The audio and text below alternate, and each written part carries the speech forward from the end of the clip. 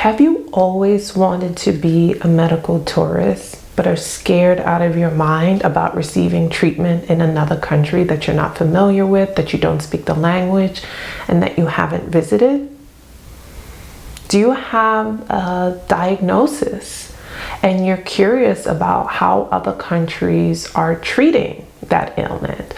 Or even, are you familiar with how other countries are treating that ailment and have seen success based on studies in that alternative treatment in that other country? Do you have insurance but are still paying out of pocket for medication or treatment? Or has your deductible increased and you're paying thousands and thousands of dollars a month for a deductible, hundreds of dollars for coverage every month, and the insurance still does not meet your needs?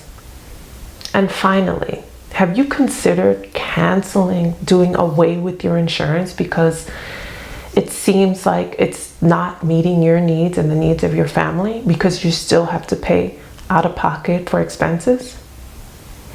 If you answered yes to any one of these questions, or even every question, then this video is for you.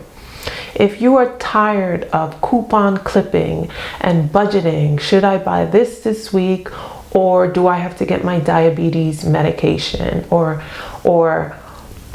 do I go to the doctor this week and pay the copay, or do I have to buy gas? If you have to budget your life around whether or not you can go to the doctor or take care of your household needs, then this video is for you. I have been helping people access wellness, access healthcare abroad. It's a labor of love for me because I have been there. I know what it's like to not qualify for Medicaid because I make too much money, but too little to pay $4,000 a month for healthcare. And so I started Access Wellness Abroad, which is a medical tourist program that helps Americans access wellness in other countries, specifically Colombia.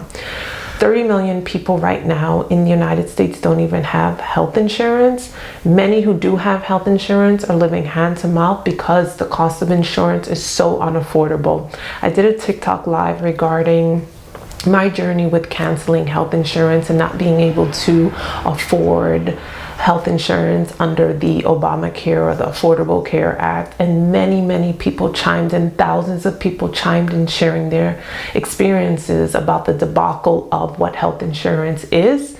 And I know what it's like for people to struggle to pay for the medication.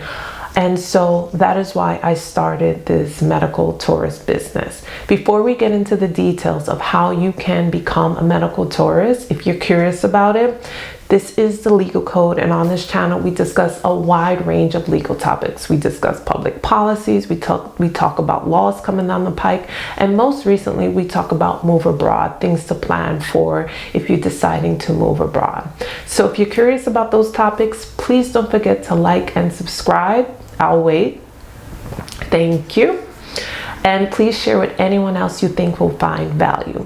Also, I am a real life attorney. I specialize in estate planning as well as small business concerns. So if you have a small business, what would it be like to work with me? First, I'll triage.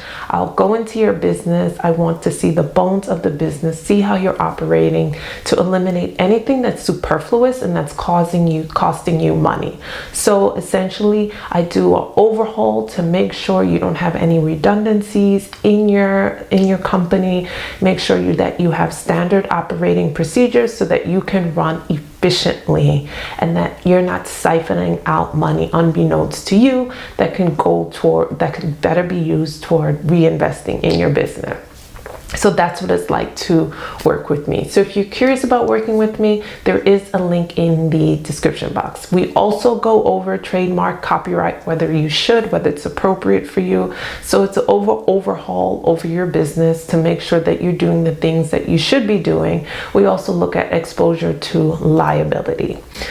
So if that sounds interesting to you, there is a link to contact me in the description box. Now, without further ado, this video is about how to become a medical tourist. So this will be a step-by-step guide as to how I stumbled upon this path and essentially developed a whole business behind it. And if you want the opportunity to travel with me to Colombia, I picked Colombia because Colombia leads the world in medical care. It outranks the United States and it outranks Canada, and it's so cost efficient in terms of what it offers. The quality of healthcare it offers is comparable to the Western world, even though it's significantly less expensive. So that's why I picked Colombia. It's number 18 in the world in healthcare. So if you want to come on a trip with me to Colombia to access wellness, to access healthcare at an affordable cost, the link for the company will be linked in the description box. But for those who want to venture out on your own, I'm going to show you a step-by-step guide, things to look out for. So without further ado, so if you see me looking down, that's what I'm doing. I have an outline of things, and I will create a PDF that you can download and refer to at a later date so that you can have all the steps in one place, and just in case you can't remember the video in which I provided this information. So the first thing you want to do is pick a country. I will tell you to zone in on 3 countries that have the treatment or the medication or whatever a case may be. I can only do a bird's eye view because I can't possibly qualify for every diagnosis or disorder out there. So I will tell you, pick the 3 countries that A, you have an interest in traveling to, and B, are leading nations in healthcare. If you are concerned about going too far and you don't necessarily want to go to Western Europe and you want to stay in the Western Hemisphere, then you can look to Latin America and South America. Most of these countries have a reputation for having really robust, affordable, and comprehensive healthcare. So you can start there. You can start with Mexico, you could start with Panama, you could start with Costa Rica. All of these countries I just named, Mexico, Costa Rica, Panama, have a reputation already with many Americans that travel there for healthcare. So you can zero in on these nations if these countries are of interest to you. So you want to do research on the country as well. What are the treatments for that ailment? How do they offer it? What's the average cost once you pick those 3 countries? Then from there, you want to narrow in on the city, the main city, perhaps the capital city, and see a list of doctors treating that ailment in that country. So there, you're going to narrow in on a city from that country. So step 1, pick 3 countries, do research, make sure they have treatment available in those countries. Step 2, learn about that country, learn how accessible the healthcare is.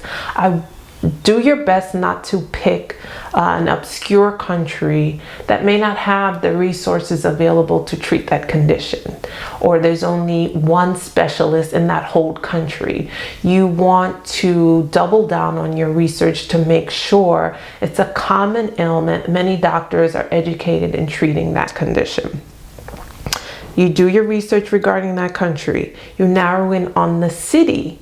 Transportation, you want to learn about the city, you want to learn about the ease of transportation, you want to learn about the infrastructure because you want to be able to get to and from the doctor.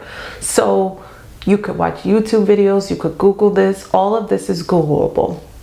So once you narrow in and learn about the city, again, research, ease of transportation, cost of living, because you may be spending a significant amount of time there. Perhaps you'll be spending 3 weeks or more there. You want to, what's the cost of food, safety, things that are of concern to you. You want to ask the question, what are the things I need in this country if I'm going to be a medical tourist? Cost of living, infrastructure, ease of transportation, proximity to an international airport, internet speed. Is it rainy season when you're traveling? Because you'll be thinking about the tropics, you want to think about the rainy season or perhaps hurricane season. So those are the things you want to begin. What's the optimal time weather-wise while you're there? Is this election year? Is it a carnival time? If you think about nations that celebrate carnival, is it holiday? When are the holidays of this country? Because you don't want to travel to a country where it's a holiday time and things are likely to be shut down and difficult for you to move around. So these are just a preliminary list of things you would like to think about. So again, you narrow in on the city, and then you want to pick your doctor, your physician, based on your health issues. Most of these doctors have an online schedule, so you want to make sure their online schedule links up with the time you want to travel. Can you get there when he or she is available? Next, from there, you want to give yourself at least 2 or 3 weeks in case you have to do follow-up with the same doctor. So there you could decide, okay, I'm available during this time, this doctor has openings, and you perhaps want to book it. You can always change it later. You want to book that date to see the doctor in case that doctor books up relatively quickly or works maybe once or twice a week. Some doctors do. Then you want to pick a hotel based on proximity to the doctor. You want to be able to get to the doctor in perhaps under 20 minutes. So you want to pick your lodging that's close to your doctor as well as close to other amenities that you may need. Perhaps a hospital, restaurants, a supermarket, things that you're going to need for your time while you're in that country.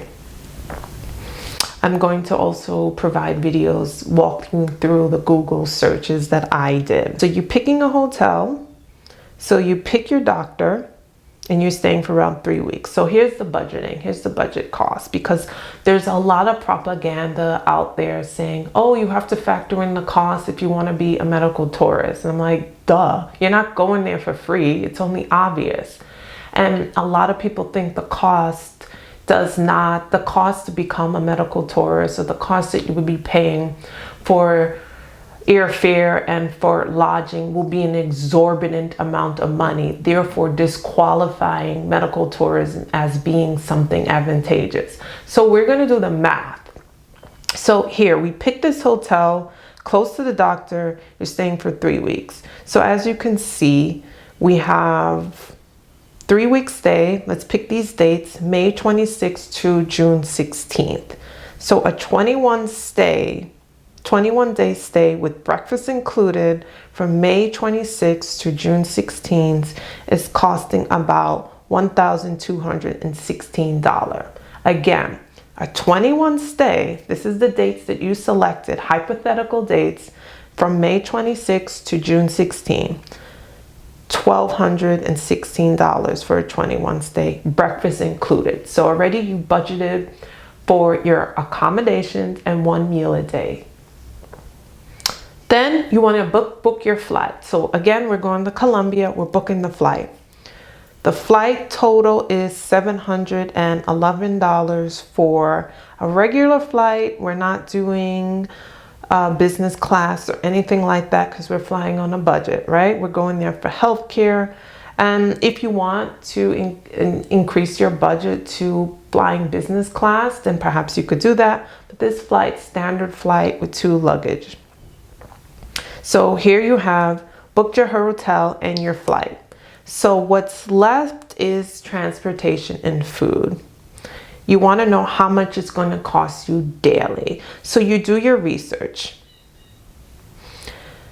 Have the address and the distance and do a Google search of the average cost of transportation to this doctor for this amount of distance. I know personally Colombia, I know this area, Barranquilla, and I know the cost of transportation will cost person going there about maybe about $3 one way. It's about a 15-minute drive, 15 to 20-minute drive. So that's how much it's going to cost, about $4 US one way. So we are going to the Puerto Azul Clinic Medical Center. This is a major medical center. Many doctors are practicing there, and there's also a diagnostic area where many doctors will send you to get your blood work, and everything is in one location. So you go to your doctor, he orders your diagnostic. They already know what your doctor has ordered for you. So when you show up there, you don't have to deal with prescriptions or anything like that. They already have it in their system, what your script is and the diagnostics that you have to take, whether it is fasted diagnostics or unfasted diagnostic. And that's the beauty of the healthcare in Colombia. You also want to consider the exchange rate. So we're going to Google this. As you know, the exchange rates change daily, so you want to get an idea of right around when you're about to travel, what the exchange rates will be. This is as of today, so don't hold my feet to the fire saying, okay, I booked this trip a year from now and the exchange rate is different. Of course it is. It fluctuates daily. This doctor, as you can see, the consultation is 40,000 Colombian pesos. So if you convert that, you go in your calculator, you convert that, that's about 100 US. But again, you want to calculate it daily to know exactly if that's something that gives you agita. But I don't see the Colombian peso all of a sudden becoming 50 pesos to $1 US. So you can kind of estimate that there's a high exchange rate for Colombian pesos to US dollars. Follow-up is about 25,000. So again, you do the conversion, so that's about 65. So your consultation is 100, your first time meeting a doctor is $100, and then your follow-up consultation is about $65. So right off the bat, you're spending $165 for a consult and a follow-up. Medication, we don't know exactly how much that's going to be. That's up to what your doctor prescribes to you. But again, you can Google, okay, you're receiving, for instance, if you're seeing a rheumatologist in the US, your medication costs perhaps $7,000 for Remicade every 6 weeks. I'm familiar with this medication. So $7,000. I can almost guarantee it won't be $7,000 in Colombia, but you can Google what is the cost of Remicade in Colombia 2024. Okay, we know how much transportation is going to cost, and we know how much the doctor is going to cost. We have our flight booked and we have our accommodation. So our budget so far is about $2,000 plus $165 to see the doctor, food and lunch. So you want to Google the average cost of lunch or dinner in Colombia if you're going to be eating out every single night. So you want to budget around $10 for lunch and perhaps $20 for dinner, and that's on the high end. So $10 for lunch and $20. So that's about 30 US dollars a day times 21, because you're staying there for 21 days, equals $631. So we're going to add it all together. Total so far, $2,000 for accommodations as well as flight, $630 for food, $165 for the doctor, and then transportation, give or take. Say you spend $20 US a day times 21 equals $420. So the estimated total for your 3-week stay, which includes hotel, airfare, food, transportation, and seeing your doctors, runs you around $3,216. And not to mention, this is also a vacation too. Colombia is a beautiful country with hospitable weather, with hospitable people. The food is delicious. Everything is fresh and organic. Everything is affordable. It's easy to move around because it's a tropical place. So you don't have to deal with like a heavy, bulky coat. So this sounds like cost savings.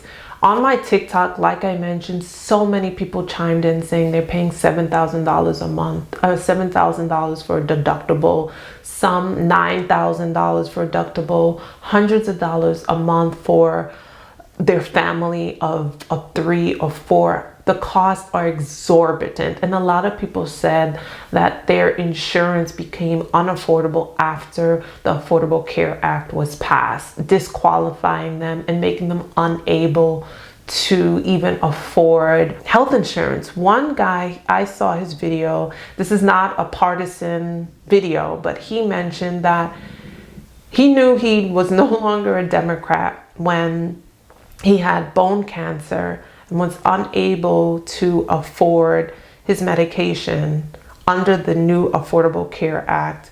And I think he mentioned that his deductible was $7,000 and his monthly insurance cost was $400, and he could not afford health insurance, and that's when he turned Republican. But again, this is not a discussion about partisans and whose fault it is. It's all of their faults, because they're the ones with health insurance while we are the ones arguing whether it's a Democrat or the Republicans' fault. They have robust health insurance, and I'm talking about Congress, Senate, anyone working for the government in that representative capacity. They all have health insurance while we're squabbling and arguing with each other on the internet.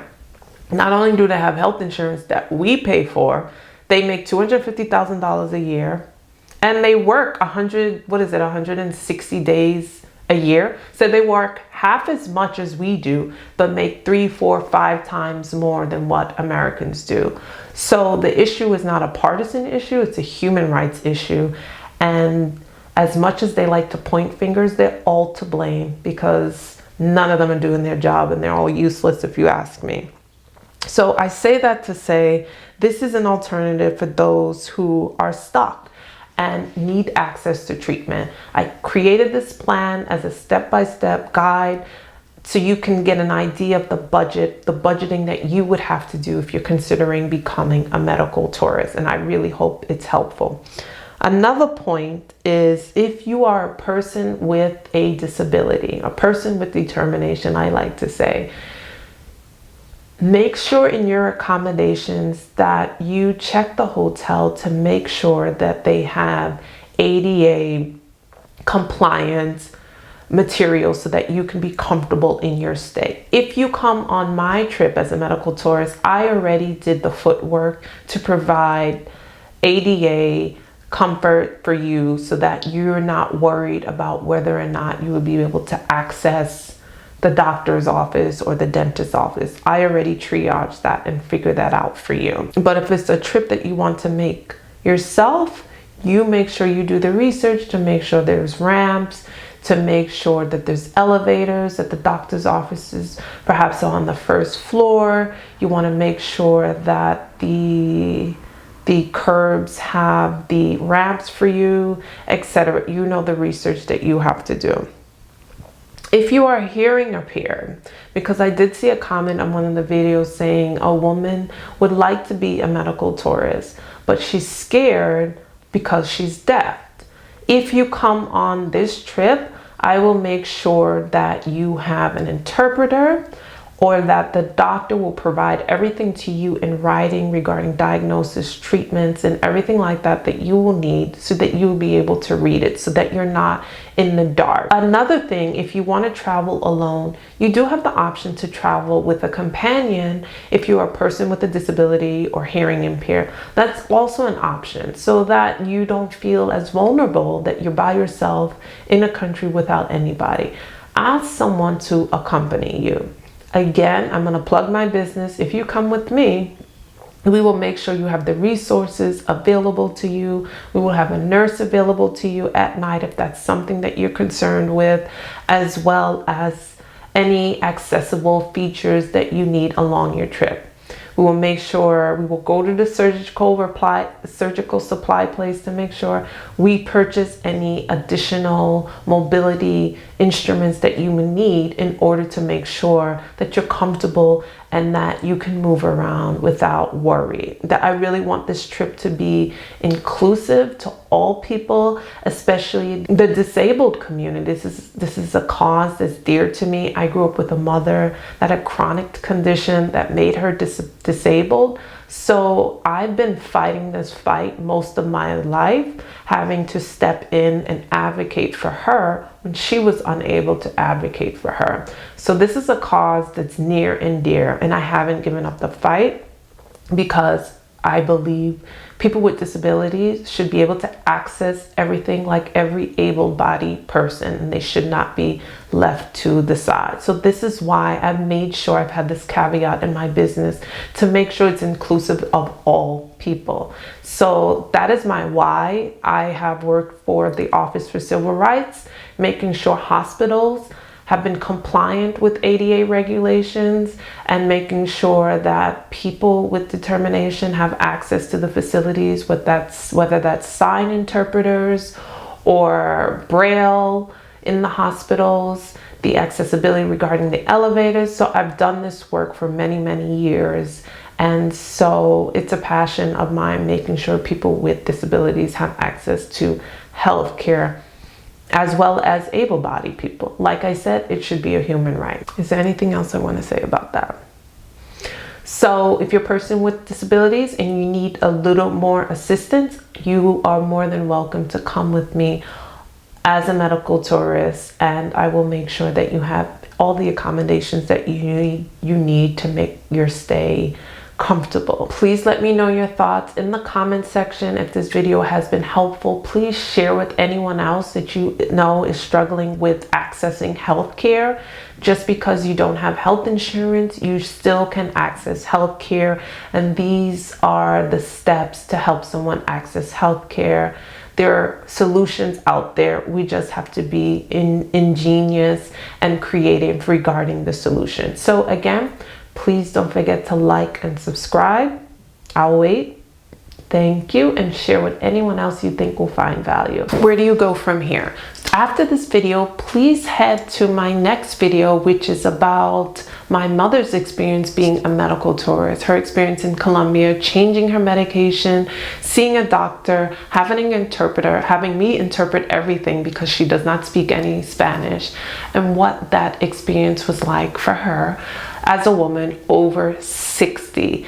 You can also check out my other videos regarding healthcare in the United States, as well as immigration policies. I'll see you next time. Bye-bye.